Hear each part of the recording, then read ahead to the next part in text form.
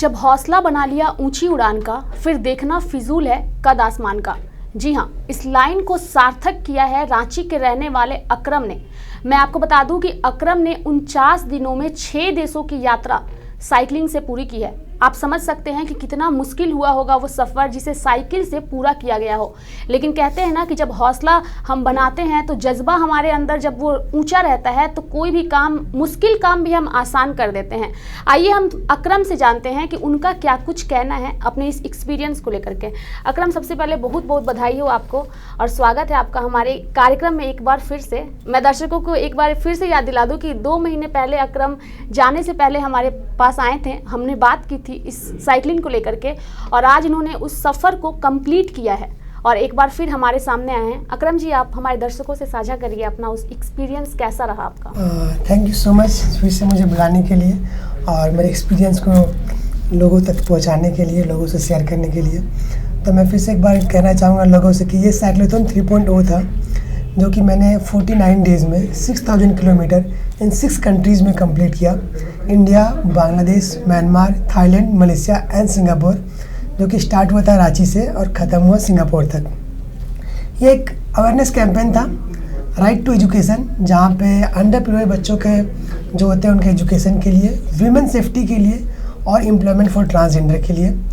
इस पूरे यात्रा के दौरान मैंने अलग अलग इंस्टीट्यूशन में, IIT खड़गपुर में, एक्सराई जमशेदपुर में, AIUB यूनिवर्सिटी बांग्लादेश में, NUS बिजनेस स्कूल सिंगापुर में, इन सारे इंस्टीट्यूशन पे सेमिनार लिए जहाँ पे मैंने लोगों को इस साइक्लोथॉन का मकसद बताया और जो हमारा जो ऑर्गेनाइजेशन है ब्लेस एंड ब्लिस, जो इन तीनों इश्यूज़ पे काम करती है, उनके बारे में बताया, कैसे हम आगे और मिल के इन इश्यूज़ पे काम कर सकते हैं, समाज का अच्छा कर सकते हैं, इन चीज़ों पे बात किया। अकरम जी, जैसा कि मैं समझ सकती हूँ कि दर्शकों के दिमाग में भी कुछ सवाल आ रहे होंगे, जैसा कि कुछ सवाल मेरे दिमाग में आ रहे हैं कि देशों में जा कर के साइकिलिंग करके वहाँ तक पहुँचना, कई सारी चुनौतियाँ आई होगी सामने, कैसे उनको पार किया आपने? क्योंकि साइकिल से सफ़र करना, जाना, उसके बाद दूसरी कंट्रीज़ में वहाँ के लोगों का कैसा सपोर्ट मिल रहा है, ये काफ़ी चुनौती भरा रहा होगा। तो थोड़ा उसके बारे में हमें विस्तृत से जानकारी दीजिए। आपका बिल्कुल कहना चाहिए, क्योंकि जैसा कि आप लोग जानते हैं कि ये 60 डेज़ का प्लान था मेरा करने का, लेकिन मैंने इसे 49 दिनों में पूरा किया और पूरी जर्नी पूरी चैलेंजिंग थी, एकदम टफनेस हमेशा हाई लेवल का था। हर एक दिन ऐसा था कि एक नया चैलेंज सामने आता था। जैसे कि जब मैं इंडिया में राइड कर रहा था तो इंडिया में 40 डिग्री सेंटीग्रेड का टेम्परेचर जा रहा था, कड़ी धूप में मुझे राइड करना पड़ रहा था, वो एक समस्या था। फिर जब मैं इसके बाद बांग्लादेश पहुँचा तो वहाँ पे रोड का कंस्ट्रक्शन बहुत ख़राब है, तो उसकी वजह से मुझे वहाँ पे भी समस्याओं का सामना करना पड़ा। इसके बावजूद क्या होता था कि हर एक इंस्टीट्यूशन में मेरा सेमिनार का डेट फिक्स था जी। तो मुझे उस डेट में जाके वहाँ पे सेमिनार लेना है, तो जिसकी वजह से मुझे राइड करना ही है, मैं रेस्ट नहीं ले सकता और क्योंकि मुझे 60 दिनों में कंप्लीट भी करना था। तो कभी ऐसा हुआ जब मैंने दिन भर में 20 घंटे साइकिलिंग की, 200 किलोमीटर का साइकिलिंग किया, कभी 16 घंटे से 170 किलोमीटर का साइकिलिंग किया और समय पे उस इंस्टीट्यूशन में पहुंच के और वहाँ पे मैंने वो सेमिनार लिया जी। तो जब बांग्लादेश जब मैं जा रहा था तो ये मेरी चुनौती थी कि मुझे समय पे वहाँ पे पहुँचना है, तो लंबी यात्रा करनी थी। फिर जब मैं इंडिया आया तो असम के थ्रू आप म्यांमार इंटर करते हैं, वो पूरे हिली एरियाज़ में आपको राइड करना पड़ता है। तो कड़ी धूप में हिली एरियाज वहाँ पे 1500-1600 मीटर का एलिवेशन है, उस पर राइड करना काफ़ी चैलेंजिंग होता है जी। मैं दर्शकों को अभी मैं कुछ भी कहूँ उससे पहले मैं कुछ तस्वीरें दिखाना चाहूँगी कि किस तरीके से जब अकरम ट्रैवलिंग कर रहे थे, जब साइकिलिंग कर रहे थे, तो कुछ तस्वीरें हमारे पास है। मैं चाहूँगी कि आप उन तस्वीरों को एक बार देखिए।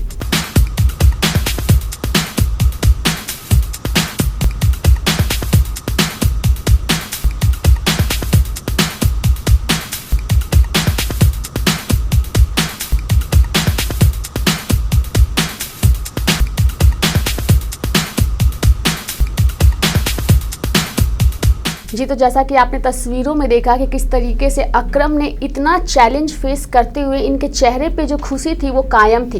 कहीं से भी इन्हें देख करके नहीं लग रहा था कि ये साइकिल से इतनी दूरी जो है वो तय कर रहे हैं। 6000 किलोमीटर, ये कोई कम दूरी नहीं है। 6000 हम अनुमान लगा सकते हैं, जब हम गाड़ी से सफ़र करते हैं तो हमें लगता है कितनी दूरी है, साइकिल से तो वो और चुनौती भरा रहा होगा। तो एक कुछ बाइट मैं दर्शकों को सुनाना चाहूँगी कि जिस समय अकरम म्यांमार में थे उस समय इन्होंने कुछ अपने वीडियोस बनाए थे, मैं उसे भी आपको एक बार सुनाना चाहूँगी, एक बार उस पर भी आप गौर करिए। Hello everyone, और मैं पहुंच चुका हूं कुआलालंपुर मलेशिया। 43 डेज में 5,500 किलोमीटर की साइकिलिंग करके all the way through India, Bangladesh, Myanmar, Thailand and Malaysia. अगले 500 किलोमीटर्स की जर्नी में 5 दिनों में कंप्लीट करने वाला हूँ और मैं पहुँच जाऊँगा सिंगापुर। और साइक्लिंग 3.0 की जर्नी इस तरह हो जाएगी कंप्लीट सिर्फ और सिर्फ 50 डेज में 6,000 kilometre, 6 countries. But remember the motive of this cyclothon is an awareness campaign for the education of underprivileged children, women's safety and employment for transgender. Please visit my website of Bless and Bliss organization www.blessedandbliss.org.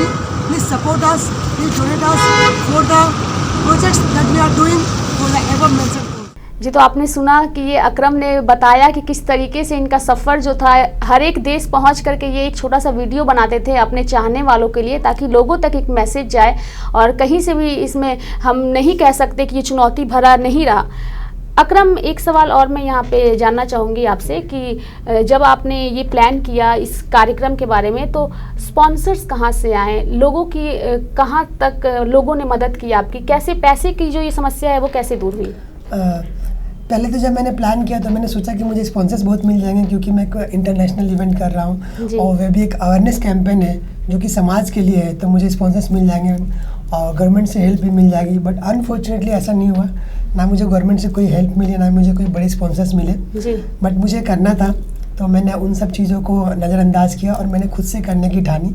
उसके बाद मेरे कुछ दोस्तों ने और मेरे कुछ colleague ने मुझे पर्सनल सपोर्ट किया, पर्सनल उन्होंने फिनेंशियल सपोर्ट किया। वहाँ से जाके जो भी सपोर्ट था मेरा वही था, उसके वजह से पूरे इवेंट पूरे साइक्लोथॉन को वो मैंने खुद से किया हुआ है। हमारे देश में बहुत से ऐसे लोग हैं जो कुछ करना चाहते हैं, कुछ करने की ललक उनके अंदर होती है, लेकिन उन्हें वो सपोर्ट सिस्टम नहीं मिलता है जो मिलना चाहिए। तो मैं चाहूँगी कि ऐसे लोगों को जनता जो है, आम पब्लिक है या फिर सरकार है, वो मदद करे ताकि लोग और कुछ नाम कर सके। तो आपके दोस्तों को तो सबसे पहले बहुत बहुत धन्यवाद मैं भी देना चाहूँगी कि उन्होंने आपका सहयोग किया और आपके सपने को पूरा करने में आपकी मदद की। अकरम, अगर हम पुराने ज़माने में कुछ साल पीछे जाएँ तो लोग पहले साइकिल से स्कूल जाते थे, लेकिन आज का दौर थोड़ा बदल गया है। लोग स्कूटी से जाना ज़्यादा अच्छा समझते हैं, साइकिल से लोग बचने की कोशिश करते हैं। तो लोगों को कैसे मैसेज दीजिएगा आप साइकिल को लेकर के, ताकि वो एक बार फिर से इसे प्रचलन में लाएं, क्योंकि हमारा पर्यावरण जो है वो धुएं से काफ़ी प्रदूषित हो रहा है। साइकिल सिर्फ पर्यावरण को ही नहीं बचाएगा बल्कि आपके स्वास्थ्य को भी अच्छा रखेगा। तो इसको लेकर के क्या मैसेज आप देना चाहेंगे? एक तो एक ऐसी चीज़ है कि हम अच्छी चीज़ों से दूर भाग रहे हैं जी। मतलब कोई साइकिलिंग कर रहा है तो कोई ये नहीं कह सकता किसी भी तरह से किसी चीज़ का नुकसान है जी। उसमें आपके बॉडी के वो पूरा फिजिकल एक्सरसाइज होता है, कोर स्ट्रेंथ, हर चीज़ के लिए वो साइकिलिंग बहुत अच्छी चीज़ है। तो मैं दर्शकों से कहना चाहूँगा कि आप प्लीज़ साइकिलिंग स्टार्ट कीजिए। शुरू में 2 किलोमीटर, 4 किलोमीटर, 5 किलोमीटर, 10 किलोमीटर, कोई फ़र्क नहीं पड़ता आप स्टार्ट कहाँ से करते हैं, बट आप लगातार साइकिलिंग करते रहिएगा। आपके बॉडी और माइंड को दोनों को फिट रखते हैं और दोनों को वो बहुत ज़रूरी है हमें अच्छा जीवन जीने के लिए जी। तो मैं लोगों से चाहूँगा कि वो साइकिलिंग स्टार्ट कर दें जी। ताकि हमारे देश में प्रदूषण भी कम हो, आप भी फिट रहेंगे। तो हर तरह से फ़ायदा ही फ़ायदा है, विन विन सिचुएशन है हर तरह से। फिर भी हम इससे दूर क्यों भाग रहे हैं मुझे समझ नहीं आता, बट हम लोगों को साइकिलिंग करनी चाहिए, काफ़ी है। और पर्यावरण अभी इतना बड़ा इशू बन गया है, जो ग्लोबल वार्मिंग एंड जितनी भी सारी चीज़ें हो रही है उन सबको रोकने के लिए इंडिविजुअल लेवल पे जो हम स्टेप ले सकते हैं, सरकार क्या स्टेप ले रही है, ऑर्गेनाइजेशन क्या ले रही है, वो सब अलग सी बात है। इंडिविजुअल लेवल पे अगर हम कुछ स्टेप ले सकते हैं जो कि आसान है, तो वो है कि हम प्रदूषण कम कर सकते हैं साइकिलिंग चला करके, और जिसमें कि हमारा भी फायदा है कि हम अपनी फिजिकल फिटनेस को भी कायम रखेंगे। और लगातार फिटनेस को लेकर हमारे प्रधानमंत्री नरेंद्र मोदी फिट इंडिया को लेकर के अवेयरनेस फैला रहे हैं। तो कहीं से भी साइकिल अगर आप वापस से स्टार्ट करते हैं, साइकिल चलाते हैं, तो एक तो हमारा पर्यावरण धुएं से बचेगा और इसके साथ साथ आपकी बॉडी की भी एक्सरसाइज होगी। एक सवाल और मैं यहाँ पे अकरम करना चाहूँगी कि जैसा कि जब आप साइकिलिंग में निकलते थे, देशों की यात्रा करते थे, उस दौरान हर जगह कुछ सेमिनार्स के प्रोग्राम आपके लिए अटेंड करने के लिए रखा जाता था। तो वो जो टाइम है उसको कैसे मैनेज करते थे, क्योंकि सेमिनार का एक टाइम रखा गया होगा कि इस टाइम तक आपको वहाँ पे पहुँचना है।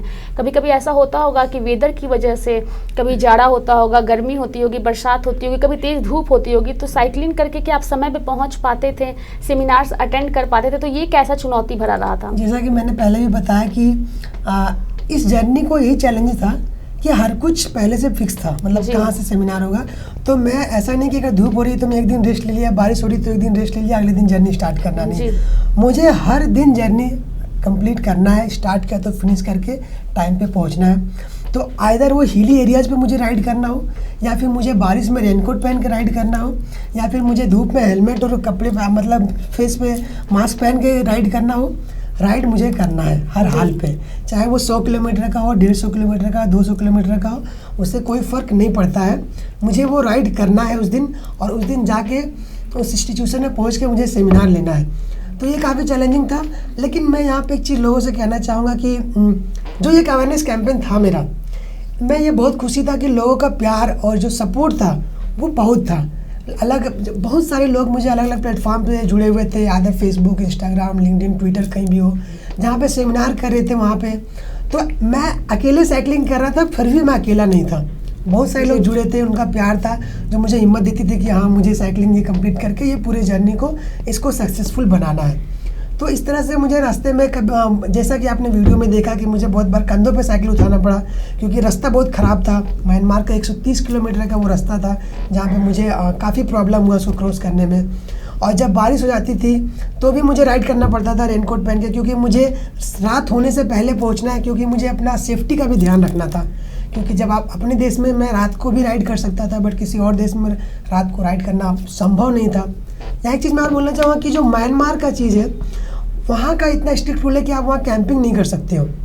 तो वो मेरे लिए बहुत मुश्किल था, क्योंकि मैं कैंपिंग नहीं कर सकता और हर जगह आपको होटल्स नहीं मिलेंगे रुकने के लिए, और वो सारे होटल्स को भी अलाउड नहीं है फॉरेनर को स्टे कराना। तो कुछ ही होटल्स थे जो हमें अलाउ कर देते। तो मुझे कई बार वहाँ पे म्यांमार के पुलिस स्टेशन में भी मुझे ले जाया गया, क्योंकि मैं एक बार कैंपिंग कर रहा था। तो वहाँ पे किसी लोकल ने पुलिस को इन्फॉर्म किया, वो आए, मुझे उठा के ले गए। बट फॉर्चुनेटली मुझे सारी चीज़ें सही थी, तो मुझे चेक करके फिर छोड़ दिया गया। बट मुझे रुकने का बहुत प्रॉब्लम हुआ म्यांमार में। कभी कभी मैं जंगल में रुका, अपना स्टे किया, वहाँ के लोगों से मतलब बात करके, लोकल पुलिस से भी कन्विंस करके वहाँ पे रुकना पड़ा। तो म्यांमार मेरे लिए काफ़ी चैलेंजिंग था। थाईलैंड में मुझे वीज़ा सिर्फ 15 डेज़ का मिला, तो मुझे 14 डेज़ में 1900 किलोमीटर राइड करना था। तो थाईलैंड का वो अलग ही चैलेंज था कि मुझे उतनी जर्नी कंप्लीट करनी। इंडिया में हिली एरियाज़ बहुत ज़्यादा था, धूप बहुत ज़्यादा थी, तो वो अलग चैलेंज था। जब मैं मलेशिया पहुंचा तो आप एक्सप्रेस वे में राइड नहीं कर सकते हैं साइकिल, तो मुझे अलग विलेज और जंगल वाला रूट अपनाना पड़ा था, जिसमें क्या कि 300-400 किलोमीटर एक्स्ट्रा राइड करना पड़ा। और वो पूरी जर्नी जो है पूरे जंगल से होके गुजरती है। रास्ते में आप बंदर, एलिगेटर, ये सब जंगल में आपको दिखने को मिलेगा। तो वो काफ़ी चैलेंजिंग था, क्योंकि मैं अगर समय से शाम से पहले पहुंच के अपना स्टे ना ढूंढ लूँ तो काफ़ी प्रॉब्लम हो रहा था। लेकिन लोगों का बहुत सपोर्ट था, क्योंकि मैं कई बार मंदिर में रुका, मस्जिद में रुका, थाईलैंड में मैं बुद्धिस्ट टेम्पल में रुका। तो ये सारे लोगों का जो सपोर्ट था कि जब एक्सपीरियंस जैसे कि आप बता रहे हैं काफ़ी टफ है, मुश्किल है। एक आम आदमी अगर सोचे कि मैं भी करूंगा तो वो आसान नहीं होगा, क्योंकि कई सारी चुनौतियां हैं। अकरम, जब हम एक देश की यात्रा करने ही जाते हैं तो उसमें हम थक जाते हैं। तो आपने यहाँ पे 6 देशों की यात्रा की है। हर देश का कल्चर अलग है, हर देश के लोग अलग हैं, और उन लोगों के साथ एडजस्ट करके आपने अपने सपने को पूरा किया है। तो क्या आपको लगता है कि जिस मकसद से आपने ये प्रोग्राम किया था ऑर्गेनाइज, क्या वो मकसद पूरा हुआ? आपको ऐसा लगता है? हाँ, मैं बहुत खुश हूँ, क्योंकि जितना मैंने एक्सपेक्ट किया, जिस तरह चैलेंजेस मैंने जितना एक्सपेक्ट किया था उससे ज़्यादा था, उससे डबल था। उसी तरह जितना मैंने लोगों का सपोर्ट और जितना लोगों का प्यार था, जितना लोगों को मैं जागरूक करना चाहता था, उससे ज़्यादा था।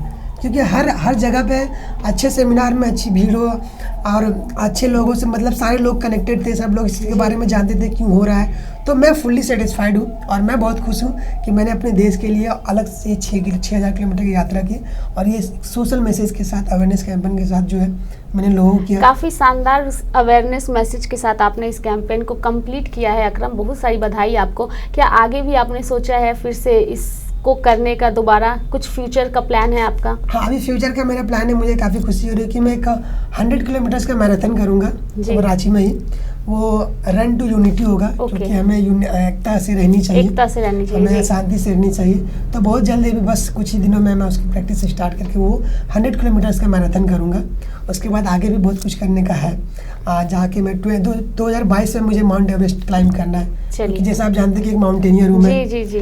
तो मुझे 3 सालों के जर्नी में प्रैक्टिस, मतलब बहुत सारे एक्सपीडिशन करके माउंटेनियरिंग का मुझे 2022 में माउंट एवरेस्ट भी जाना है।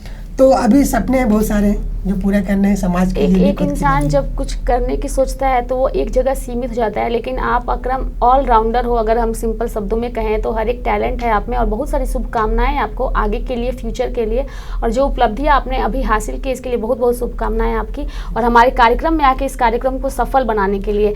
तो ये थे हमारे साथ अकरम जी, जिनसे हमने बात की और जाना कि कैसा रहा इनका एक्सपीरियंस 6000 किलोमीटर की यात्रा करके साइकिल के माध्यम से, और काफ़ी अच्छा और चैलेंजिंग एक्सपीरियंस इन्होंने शेयर किया हमसे। और हम उम्मीद करते हैं कि आगे भी अकरम जो भी चैलेंज करने जाएं उसे सफलतापूर्वक कंप्लीट करें। सन्मार्ग लाइव ऐसे लोगों को मंच देता है ताकि वो आएँ और अपने एक्सपीरियंस को लोगों के साथ साझा करें, ताकि देश दुनिया को पता चले कि हमारे देश में टैलेंटेड लोगों की कमी नहीं है। तब तक के लिए आप बने रहिए सन्मार्ग लाइव के साथ, और हमारे चैनल को सब्सक्राइब करना ना भूलें। नमस्कार।